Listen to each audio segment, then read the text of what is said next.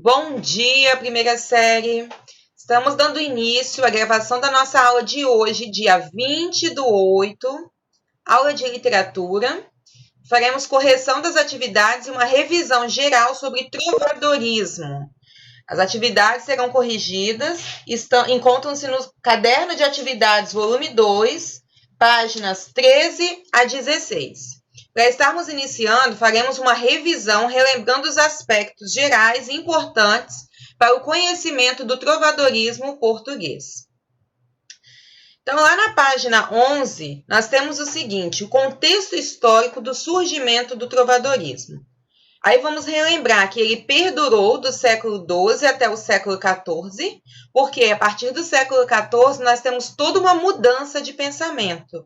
É a crise do sistema feudal, que acontece aí, né, na época do trovadorismo, e no final do século XIV ocorre a crise do sistema feudal, dando início, assim, a uma nova ordem, vamos dizer, econômica, uma nova ordem social, ao desenvolvimento do comércio, portanto, há também o desenvolvimento cultural, o que favorece, a partir do século XIV, o surgimento de um novo período, de um novo momento literário, que nós iremos conhecer como humanismo.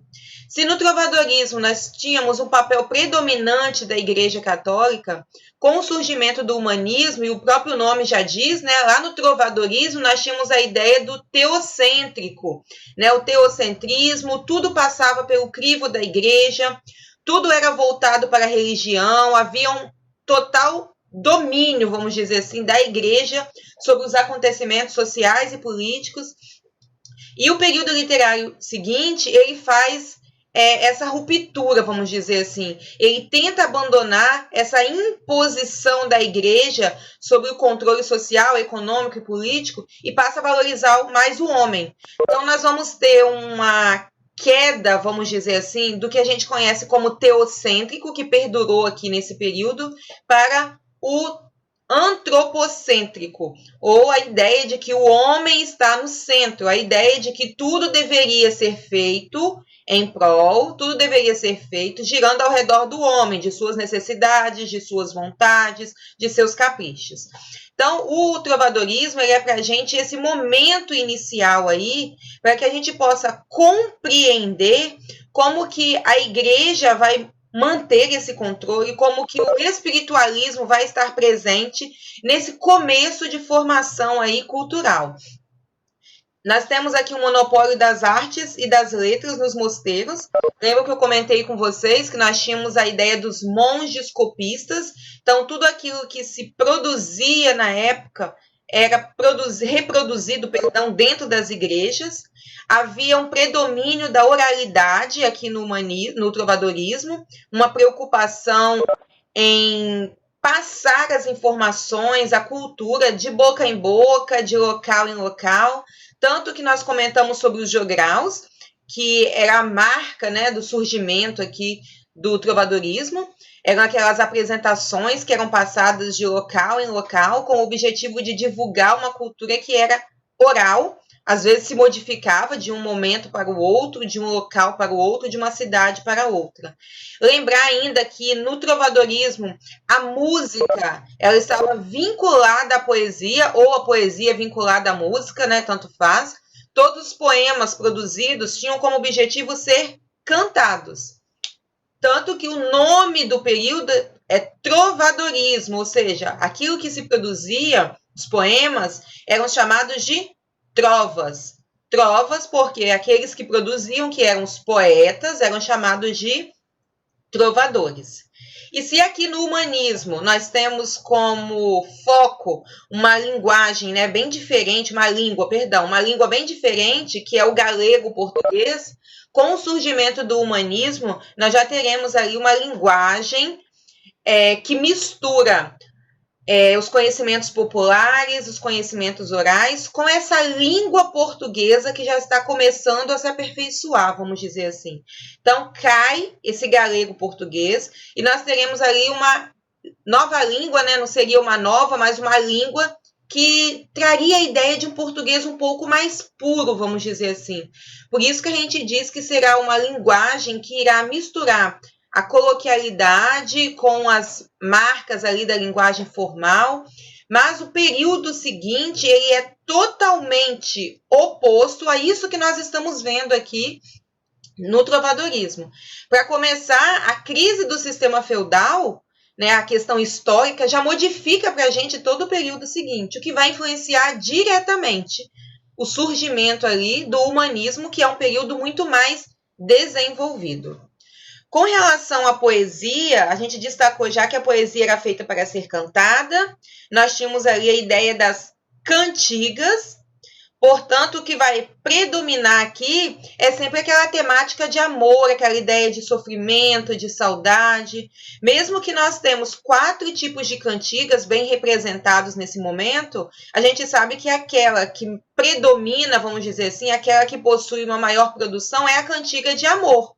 Então, nós temos aqui, em sua maioria, né, as cantigas produzidas voltadas para essa questão da cantiga de amor, que é a voz masculina, a ideia do amor inacessível, inatingível, a coita de amor, que é o sofrimento, né, a dor de amor, a ideia da vassalagem amorosa, essa ideia de aproximação, né, da mulher que está num patamar elevado, do homem que se encontra inferior, porque ele é o servo, o vassalo da mulher.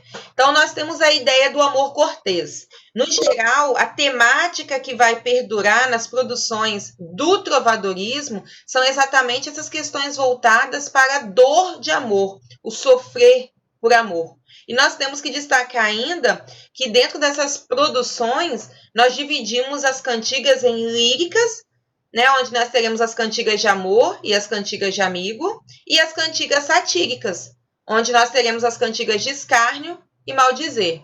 Basicamente, a cantiga de amor é aquela que predomina.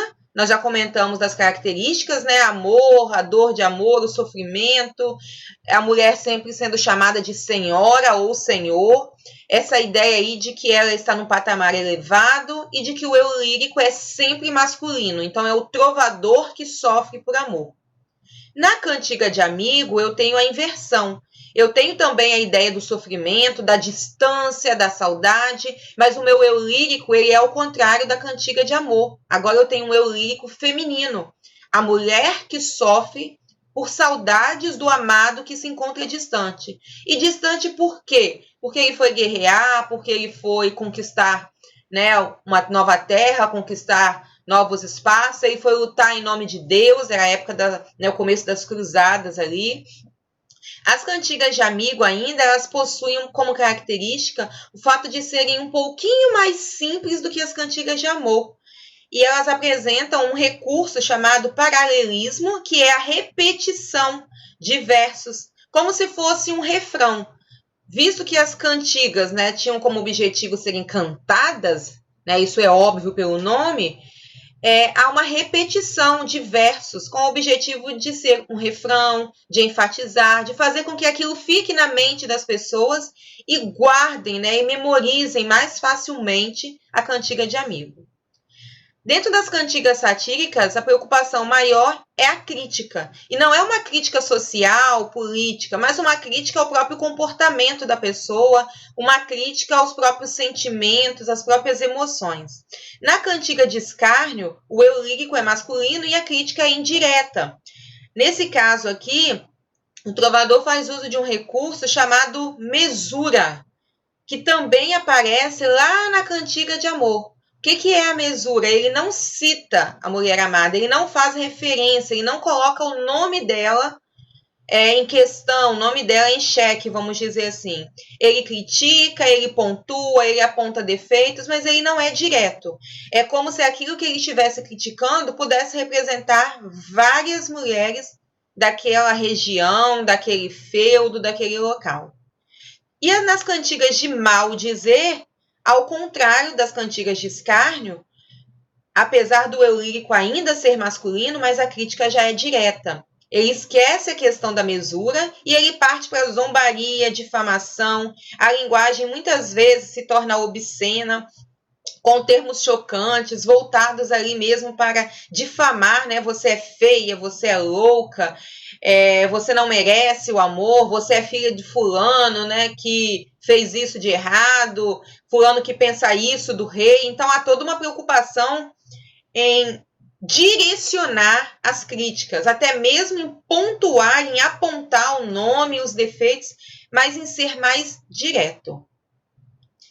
Além das cantigas, outro tipo de produção que vai perdurar aqui são as chamadas novelas de cavalaria. E aí, retomando um pouquinho aqui na questão das cantigas, se nós temos dentro dessa parte aqui de poesia as cantigas totalmente voltadas para a questão aqui, já vou te responder, tá, Arthur? Para a questão aqui do canto, então tudo estava ligado com a música. No humanismo, que é o nosso próximo período, a primeira característica que você tem em destaque é essa desvinculação da música e a poesia.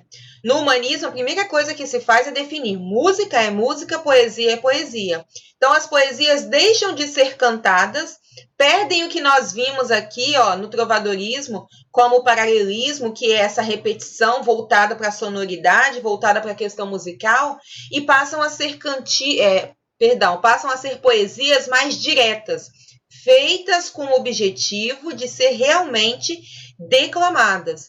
Então, a gente tem aqui como característica principal, né, no humanismo, a questão das rimas, a preocupação em fazer uma poesia que realmente seja recitada, declamada, tendo todo esse tom, essa tonalidade que demonstra a preocupação de tocar o ouvinte. Então as cantigas não tocavam? Tocavam, sim. Elas chamavam a atenção, tocavam o coração do ouvinte, mas de uma forma mais melodiosa, porque estava voltada para a questão musical. No humanismo, não. Toca o ouvinte de forma mais sentimental. Eu quero que você deixe a poesia, quando está sendo declamada ali, entrar pelos seus ouvidos e assim você sentir a emoção dos versos. Deu para entender a preocupação agora com o fim do trovadorismo? Há toda uma necessidade de abandonar essa ideia musical.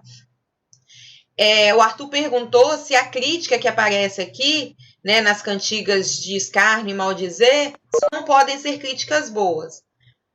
Pode e não pode, vamos dizer assim, Arthur, porque crítica construtiva, né? Pessoal, estão me ouvindo? O áudio está ok? Sim? Deve ser aí com você então, Arthur, confere aí. A crítica construtiva, ela não é uma característica das cantigas satíricas aqui. O que se objetivava mesmo era uma crítica direta com o objetivo de zombar, de defamar, de apontar os defeitos. Ninguém criticava aqui voltado para eu vou falar seus defeitos para ver se você melhora.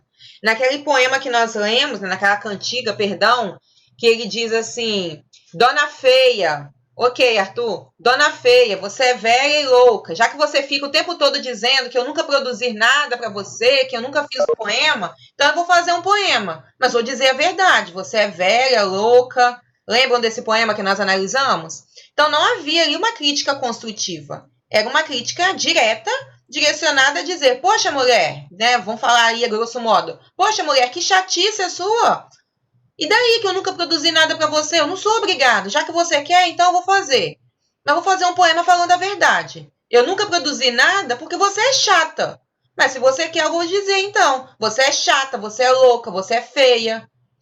Então é exatamente essa questão aí de deboche, de difamação. Não havia preocupação de crítica construtiva. Certo, pessoal?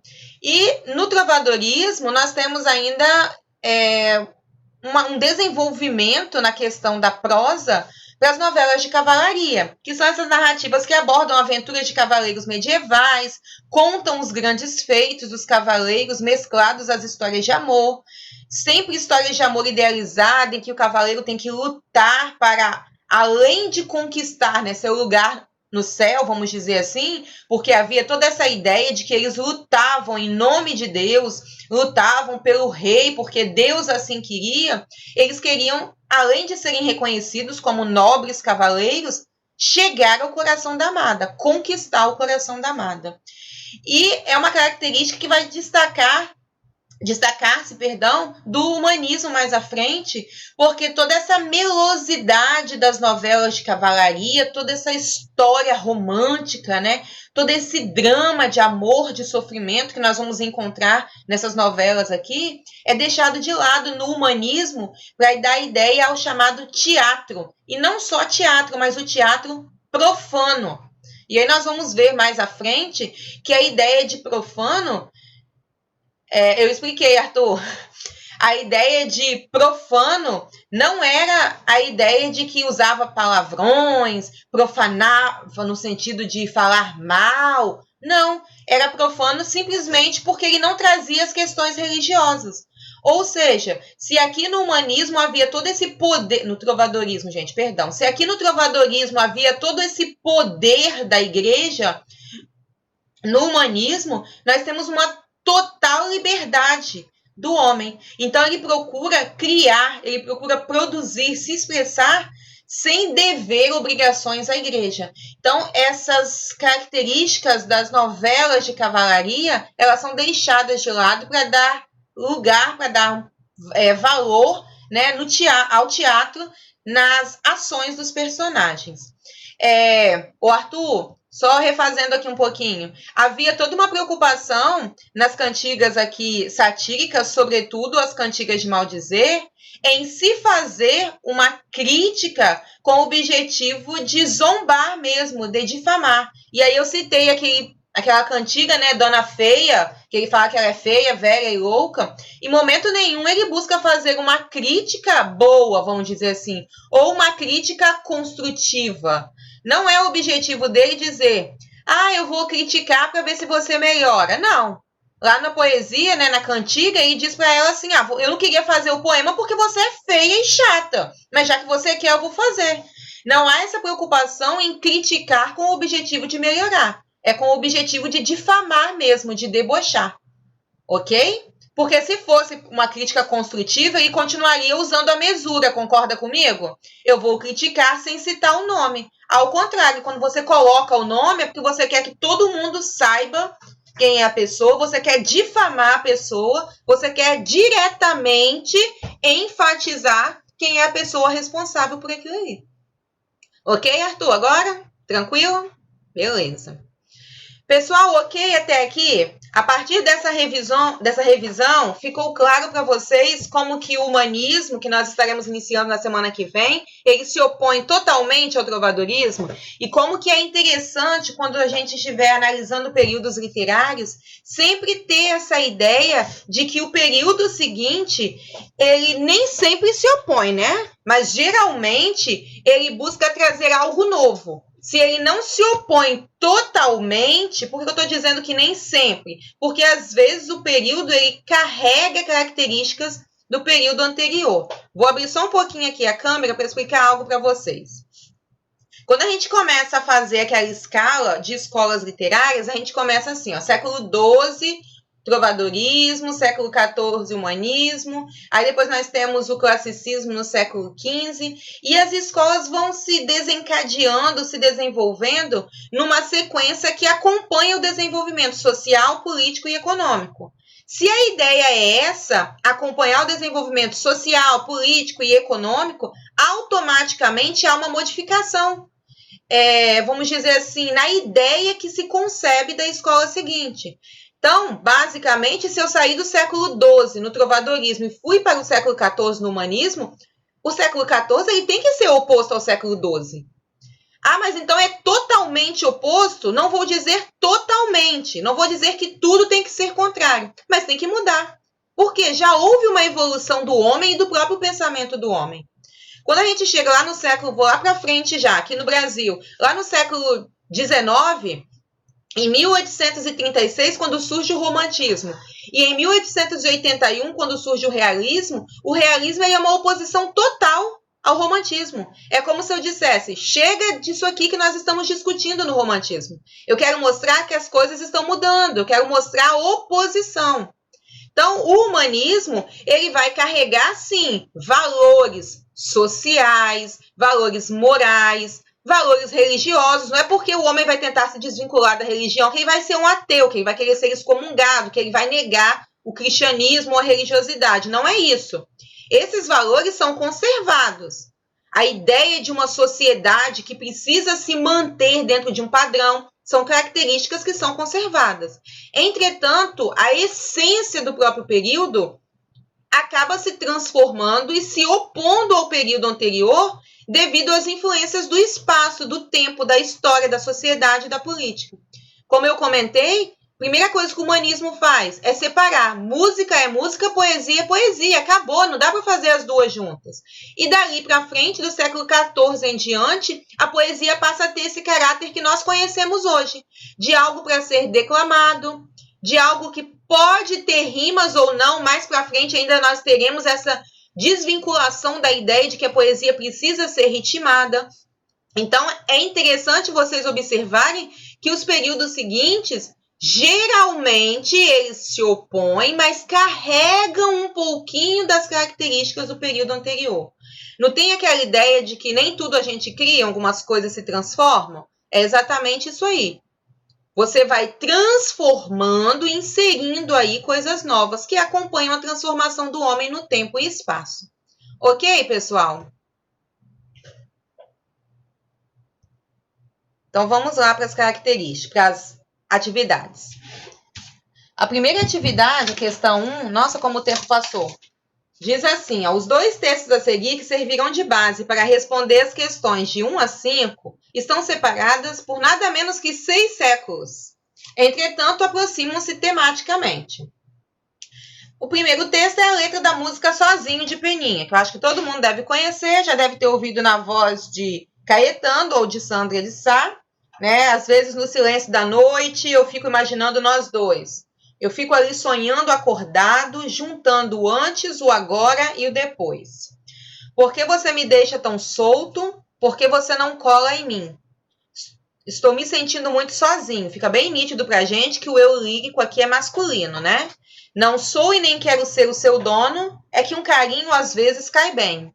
Eu tenho meus desejos e planos secretos. Só abro para você e mais ninguém. Por que você me esquece e some? E se eu me interessar por alguém? E se ela de repente me ganha? Quando a gente gosta, é claro que a gente cuida, fala que me ama, só que é da boca para fora. Ou você me engana ou não está madura. Onde está você agora?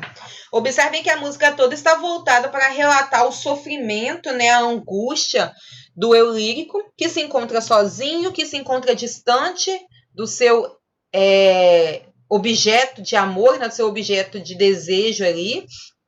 Ele fica imaginando por que a pessoa amada, seu objeto de desejo não se encontra com ele, porque ele está sozinho, ele questiona o tempo todo, né? E se aparecer mais alguém, se eu me apaixonar por outro, e termina dizendo, onde está você agora?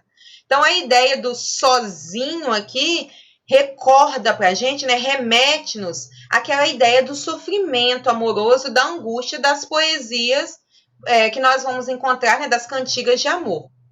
O segundo texto é uma cantiga de amor de refrão de Nuno Fernandes Torneol, que diz assim: se em partir, senhora minha, mágoas haveis de deixar, a quem firme em vos amar foi desde a primeira hora. Se me abandonais agora, ó formosa, que farei? No primeiro texto, nós já temos a ideia de abandono, ele já está sozinho. No segundo, ele está prevendo o abandono. Se você partir, né, se você for embora e me abandonar, o que eu vou fazer? Então, ele já está prevendo esse sofrimento aí. Ele já sofre antecipadamente a distância. Que farei se nunca mais contemplar a vossa beleza? Morto serei de tristeza. Se Deus me não acudir, nem de vós conselho ouvir. Ó formosa, que farei? A nosso Senhor eu peço, quando houver de vos perder. Se me quiser com prazer, que a morte me queira dar. Mas se a vida me poupar, ó formosa, que farei? Observem que ele pede a Deus a morte.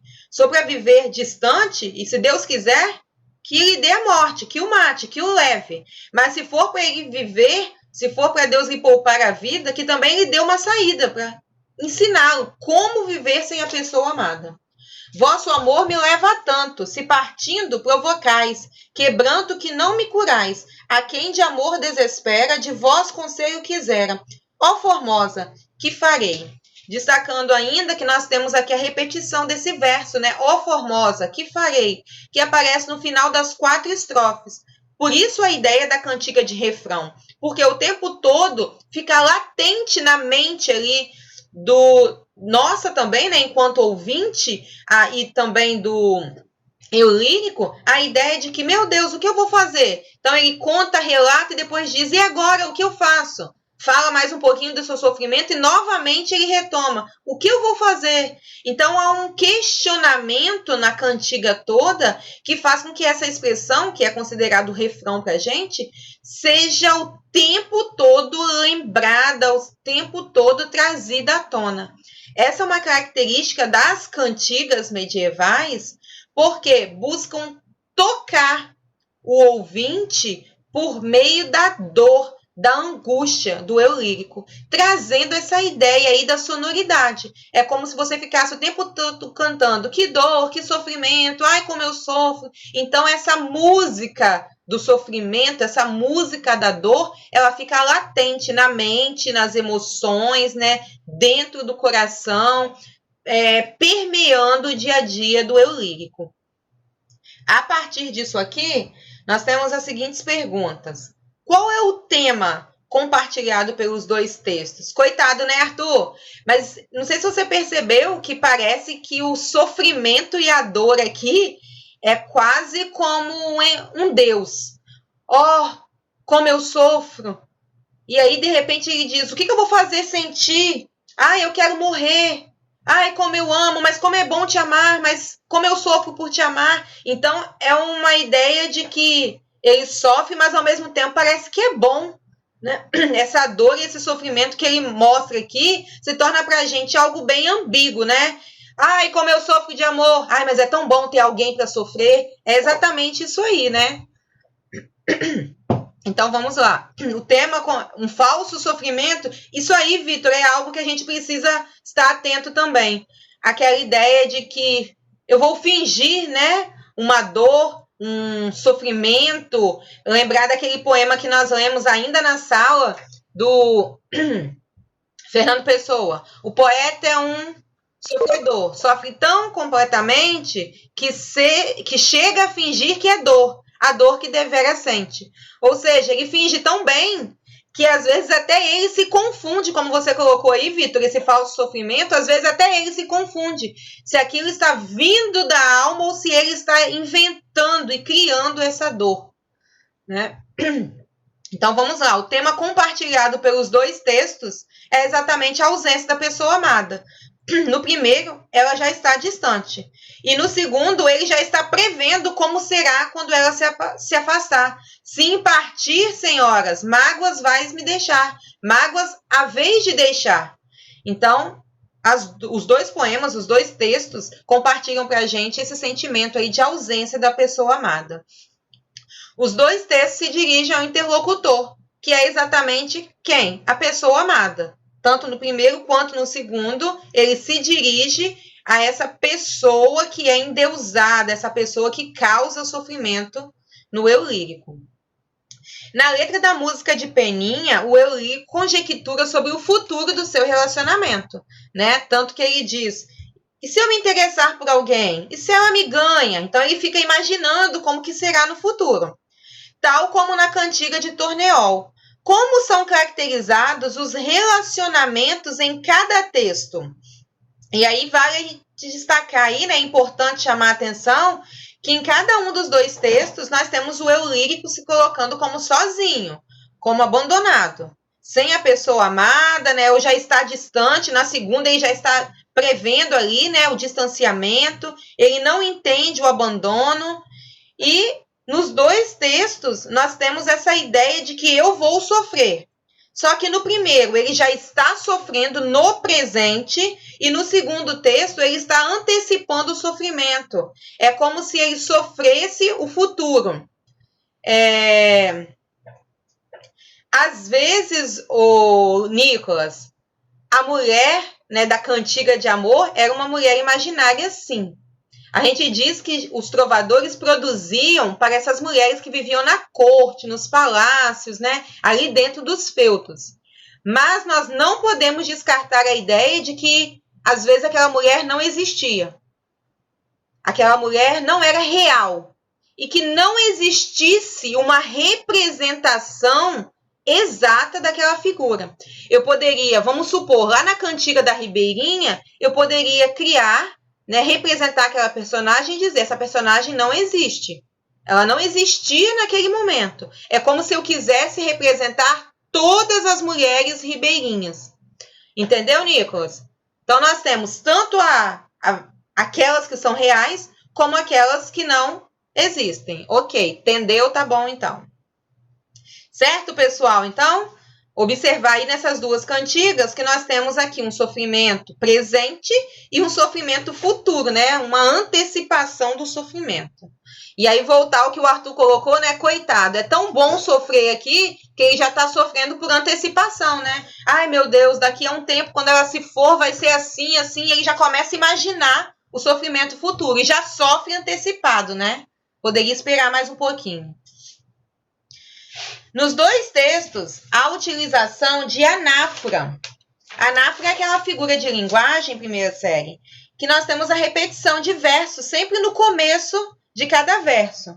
Então, que versos são repetidos em cada um deles e que ideais levantam? Avalie as afirmativas a seguir, considerando o tema de cada canção em relação à figura de linguagem utilizada.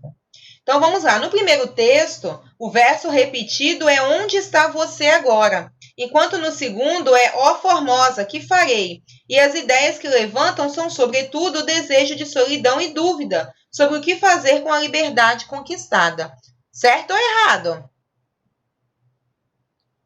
No segundo verso, tudo bem. No segundo... Aí, olha só, na segunda cantiga, tudo bem que nós temos a repetição do ó formosa, que farei. Mas nós não temos a repetição aqui, Nicolas, no primeiro da expressão onde está você agora. Ela só aparece no final. Na primeira você não tem essa repetição. E quando ele coloca aqui, ó, as ideias que levantam são o desejo de solidão e dúvida sobre o que fazer com a liberdade conquistada. Na primeira você não tem essa ideia aí de liberdade conquistada. Ele só diz que, e se alguém me amar, o que eu vou fazer?